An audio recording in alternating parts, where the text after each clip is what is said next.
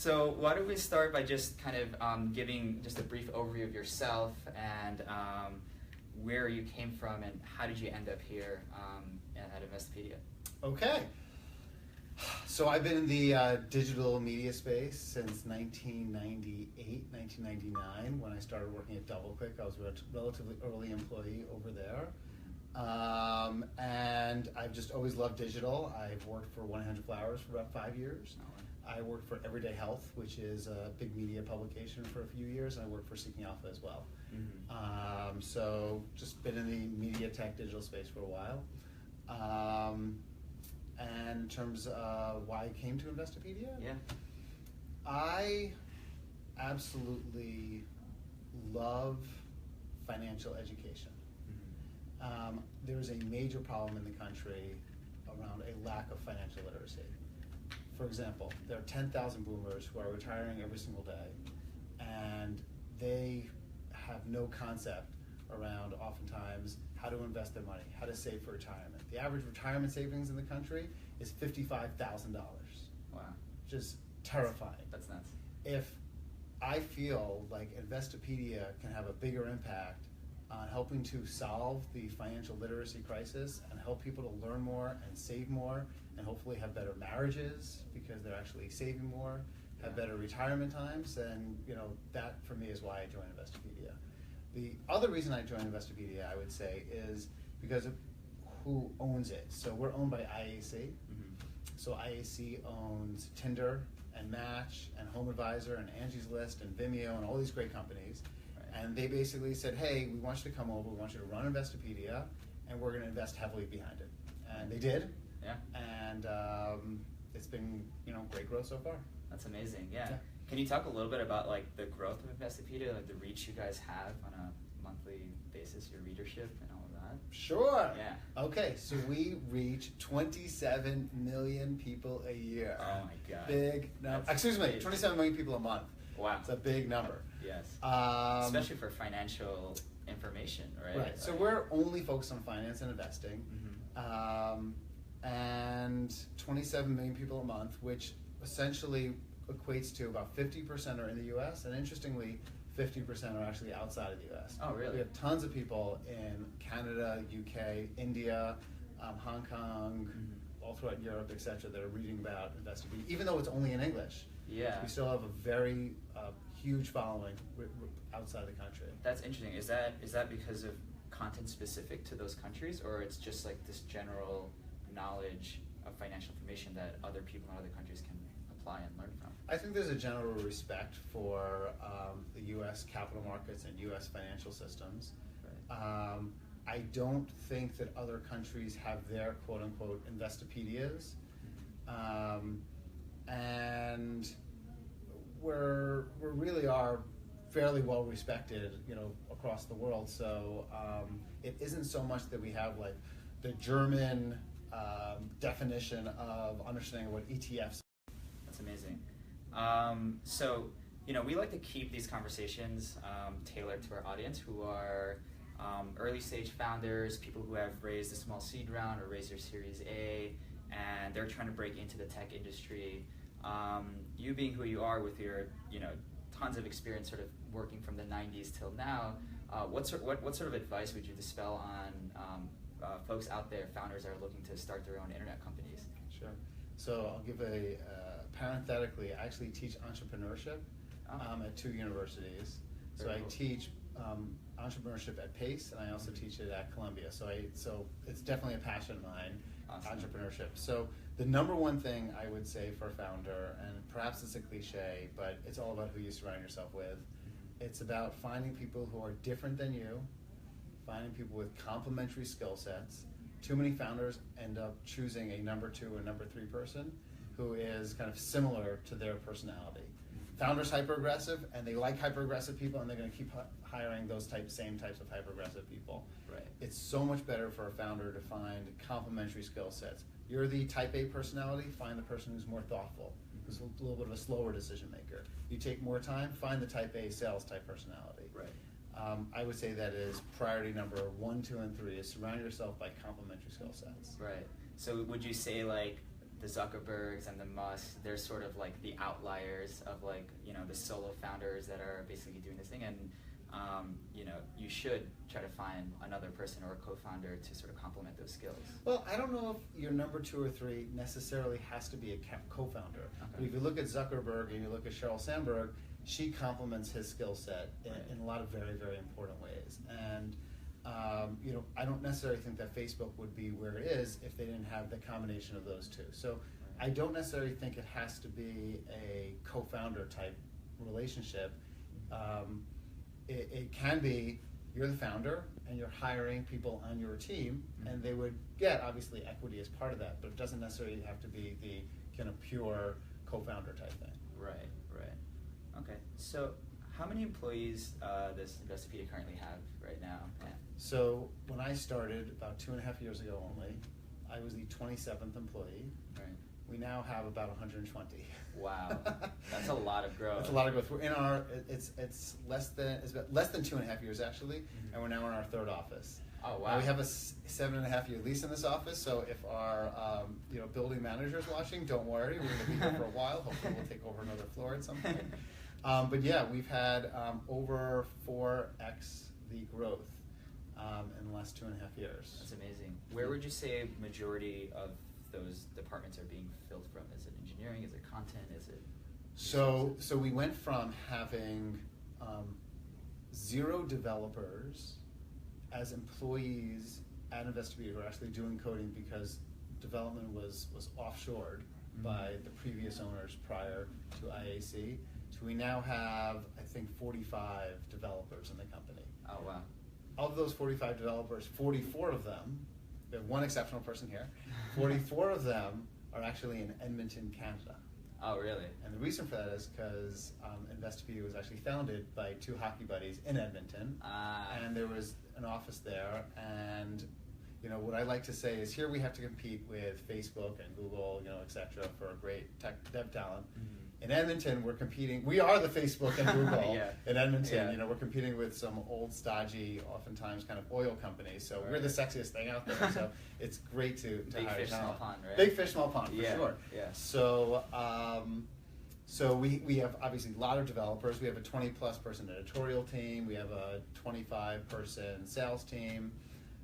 So it's been growth throughout, but I would say the biggest percentage growth was in developers. You got to build great products. And obviously, developers help you to build great products. Project managers, product managers, etc. Right.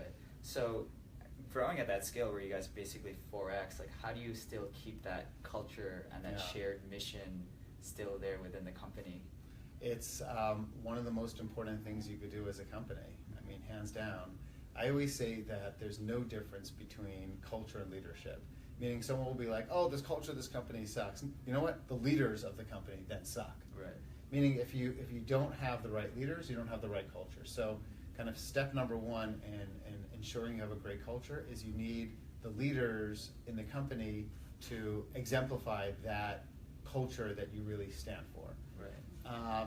We've actually codified the cultural attributes that are most important to our company. I can share it with you if you want. Yeah, please. That would be amazing. Yeah. So there are 5 things, and we actually call it there. Where's the at my desk. The manifesto? Well, no, I don't see it right here. Oh. We actually have scope bottles at everyone's desk. And the reason for it is it stands for scope, not because people have bad breath. Don't worry. And what it stands for is S is for selflessness.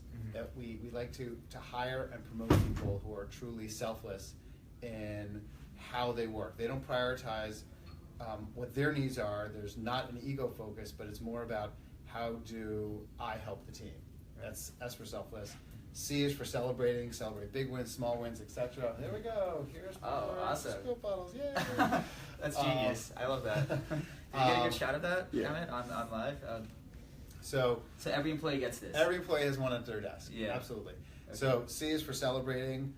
O is for over-communicating. When you get bigger, you can't just be a good communicator, you have to be an over-communicator. If you're not sure, CC that person on that email. If you're not sure, set up that meeting to make sure that everyone understands exactly what's happening. You can't just manage through telling 2 or 3 people when you have 120. It's very different than when you had people, only 20 employees. Right. P is for planning. That's important. because again, as you get bigger, you can't just operate by the seat of your pants and and just make decisions quickly. And E is for empowering, and that's about empowering employees. If they see something, then they should say something. If they disagree with me, they should walk into my office and tell me I completely disagree. It's about empowering people to be the CEOs of their area and owning it. So we use that for recruiting. We use that for reviews of employees. And I think it really resonates because it makes sure that the types of people who we continue to bring in, the types of leadership qualities that we look for, are people who are selfless, focused on celebrating, over-communicating, planning-oriented, and empowering of people. Right.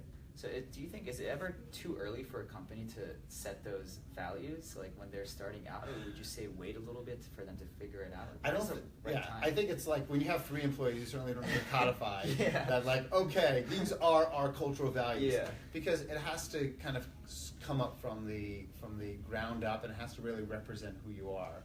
We frankly didn't codify our values until we were about 100 employees, because it had to represent who we are, rather than just kind of some words on a screen. It had to be when I talked about it with the team, they said, "Oh my God, that's so us." And there's not that so us when there's only 3 or 4 people. So what I would say is, entrepreneurs need to be cognizant of the types of leaders and employees that they bring in initially, because the initial people are going to have an outsized impact on the culture of the company, without a doubt, and understand the types of attributes that they're looking for, high sense of urgency or high analytic focus, whatever it is. But you shouldn't codify anything for quite some time. That's my take on it. But always be cognizant that every hire that you make in the beginning is going to have a significant impact on the culture of the company. So would you say kind of like, hire slow, fire fast? Like, do you? I mean, I agree with I'm not sure about the hire slow, fire. You definitely have to fire fast. That I agree with. Because you can't, especially if you know someone's not the right person, let them stay for too long. The hire slow, I would say that you don't necessarily know who's going to be a rock star. And I've interviewed lots of people who I thought were going to be rock stars, and they weren't. I thought people who were going to be B players, and they ended up turning into rock stars. And maybe I'm just a bad interviewer. But I think you want to bring people in, especially in the beginning, that are athletes, that show an ability to do a whole lot of potentially different things, as opposed to just kind of experts in one particular area. And if you do that, then you'll find the right position, hopefully, for them in the organization over time. But I don't think many startups have the luxury of necessarily just hiring slowly, especially if they just got a Series A or a Series B and they just start spending money. If you're, just an angel stage and there's no, big hiring focus, then of course you should be very diligent in who you bring in. So that could be a good segue to my next question, which is, what is your advice for entrepreneurs dealing with failure and adversity? I mean, I can remember when I was first starting Law Trades and we were raising our first round of funding, I must have gotten rejected by at least 100 different investors. And from each rejection, I took it as like, all right, how can I sort of like improve from there, or like, what are some data points that I can like capture to sort of improve my next pitch, and so on and so forth. But for a lot of folks out there, it's a very lonely, distressing sort of like path that they take. How do you deal with that yourself? But also, like, what's some advice you could give to entrepreneurs that are out there in dealing with failure and adversity? Yeah, I mean, it sounds like to some extent you embraced it, and it's very easy to say embrace it, but you have to say, what is the goal of the initial meetings that I'm going to be having? If the expectation of trying to raise money in an initial meeting is that money is just going to be coming and flowing left and right at you, and people are just going to be falling in love with your concept, majority of the time, then you need to reset those expectations.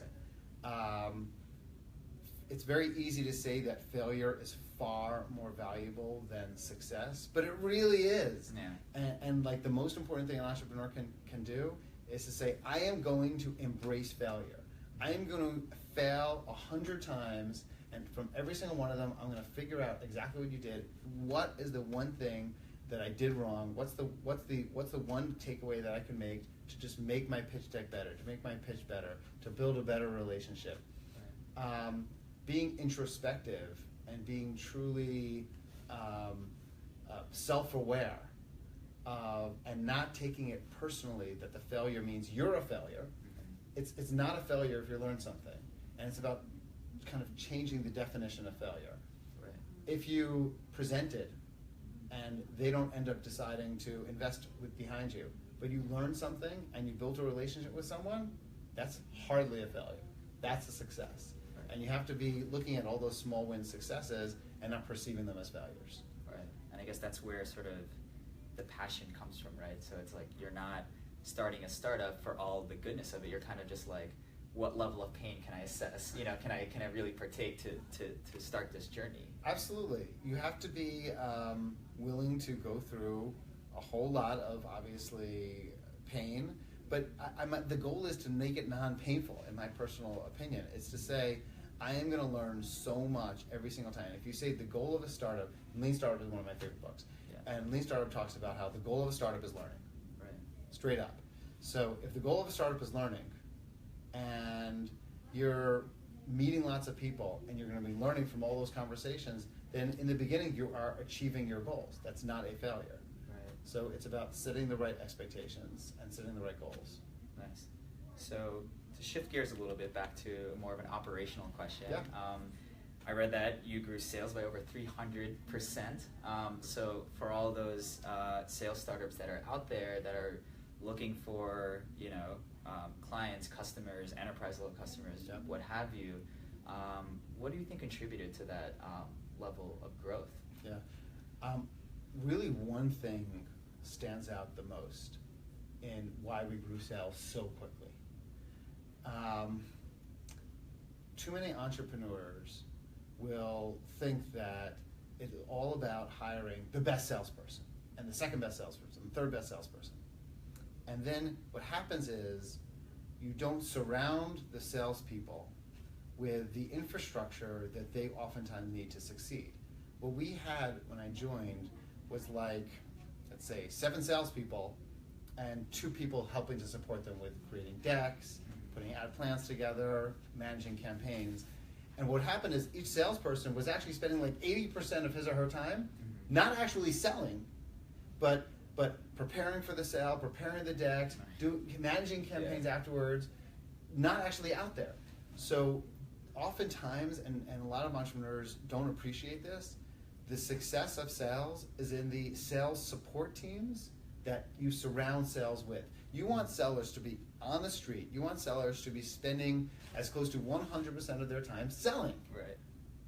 And when I started, we had too few employees to do that, so we had lots of sellers that weren't actually spending any time selling. Yeah. They were doing decks. Yeah. So we built out, probably have now, from 7, we now maybe have 11 sellers, but we have 10 to 15 people supporting those 11 sellers, Right. versus 7 and having 2 people supporting them. Right. And now the sellers are actually spending their time focused and really selling, and they have the expertise of people to support them. And I know this sounds very rudimentary, it's just kind of an organizational structure thing, but it's extremely important, because the myth of the amazing salesperson that's going to just completely change one's life overnight is all wonderful, and maybe that happens, but it's not repeatable. It's very hard to repeat that. You want to build a system, and that's very, very important. And the second thing is, I think that we brought in a great CRO that obviously helped a lot, leadership, and then the third, I would say, is the products that we build. Is we're not just selling like just display banners on our site, but we're building content solutions and big sponsorships and video experiences. So we moved away from kind of just boring traditional display ads into a whole lot, a suite of different better ad solutions. But at the end of the day, I think the number one thing was the support that we provide our sellers. Right. So. Hope that wasn't too long. No. That was. I care about that one a lot. Yeah. No, absolutely. That's perfect content to hear, because I mean, I feel like a lot of times entrepreneurs get wrapped up into the whole process and like making sure their product is perfect, Right. or like making sure that their decks are there, and like they have the whole Rolodex of people they're gonna call, but then like actually executing and picking up the phone and just pounding the calls is something sometimes just like missed. But it's like one of those like obvious things that are just right there that you just need executors to just do it day in and day out. Yep. So what is your bigger vision of Investopedia? Like, what's your vision for Investopedia? Where do you see it going? Let's say, what does it look like 10 years from now? 10 years, woo! Yeah. That's a long time. Okay. We got to think of decades here. Oh boy. So, I mean, our mission is, and who we are, is we're the world's largest finance and investing education site. That's never going to change. We make people, we help people make smarter investing and financial decisions. So what are we doing over the next few years that we already started, but that I think will actually be bigger than the business that we have today? So right now, we're a free site. Anyone can come in and use us. 27 million people a month do. Wonderful. We actually just started something called Investopedia Academy. We started it just 3 months ago. We have 3 courses live. We have another 2 courses that are going to be live in the next couple of weeks. Things like fundamental analysis, Excel for finance, financial modeling, technical analysis, those types of And these topics. are paid courses. These are paid courses. So very cool. the entire MOOC space, which stands for Massive Open Online Courses, is a $2.5 billion industry going to about an $8 billion industry. Mm-hmm. Finance should be about 10% of that. So it's an $800 million kind of market out there around finance and investing related courses. Right. For trading, for personal finance, etc.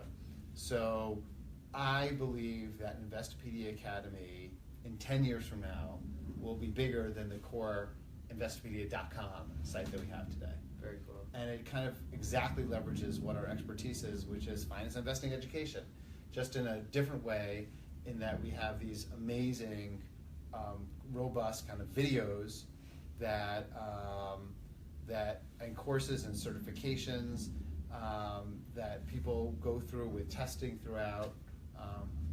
Totally excited about it, and it's been we've already sold like over 2,000 courses just in the first couple of months. So That's amazing. It's going great. Do you think that will replace the MBA at one point? So it's funny, we're doing a strategic planning meeting with the CEO of IAC literally tomorrow. Oh, wow. Once a year we do like a big strategy meeting. Right. And one of the things we'll be talking about is get your Investopedia MBA. Oh, nice. And potentially will align with the university. But I envision a world where our users get an accredited MBA through Investopedia. Yeah. And that would be really exciting. Yeah, that sounds amazing. Yeah. So, I mean, we have a lot of younger people watching this right now. Younger people? Especially a lot of millennials who are sort of kind of juggling student loans with kind of, renting small places in New York City and not buying homes, and this whole like kind of change of economy, I guess, like personal finance. Yeah.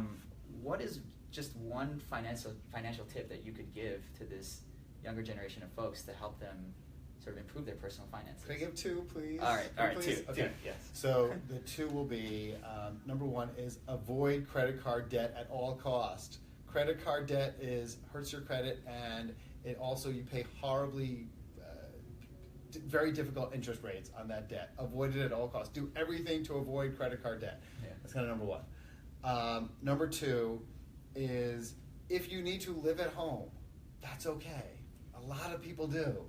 Max out your 401k, get that 401k match, start early. I started with my 401k when I was 22 years old. I'm not going to tell you how much it is right now, but it's a lot more than it was when I was 22. I've pretty much maxed my 401k amount, and I've got a matching every single year. The compounding is compoundulous. It's really phenomenal, and I guess the best thing you could do is really try to save money in your 401k and get the company matches, because it's just giving you free money. And who doesn't like free money? I love free money. There you go. All right, so we're going to end it off with one last question, which is a little open-ended and broad, but what is your definition of success? Definition of success. I'm a family guy. I got 3 kids and a great wife. So definition of success is a happy personal life, which for me means a great relationship between me and my wife, a great relationship between me and my children as a family, and the ability to actually, with our time on this earth, truly help people. If I'm not a doctor, I'm not a surgeon, but if we're able to help younger people, older people save for retirement, help people make smarter financial decisions, we really are helping people, and that's a successful life. Yeah. Awesome. I think that's the perfect note to end it. David, thank you so much for interviewing with us. This was amazing. Really good content. I'm sure our audience will really appreciate it. And go on, is Investopedia on Facebook, obviously, right? We are. Facebook.com/Investopedia. Got it. At Investopedia, Twitter. Are you on Twitter or anything? Of course, at David Mayer Siegel, which is my Twitter handle. But check out at Investopedia.com. It's a lot more active than mine. Yeah. So follow it. Ask your questions. We'll do some follow-ups if people have any other questions. Ask it in the comments, and we'll try to get you some answers. But other than that, thank you so much. Appreciate it. Thank you. Very fun. Thank you. Take care. You okay? Yeah. That was awesome. Yeah. Did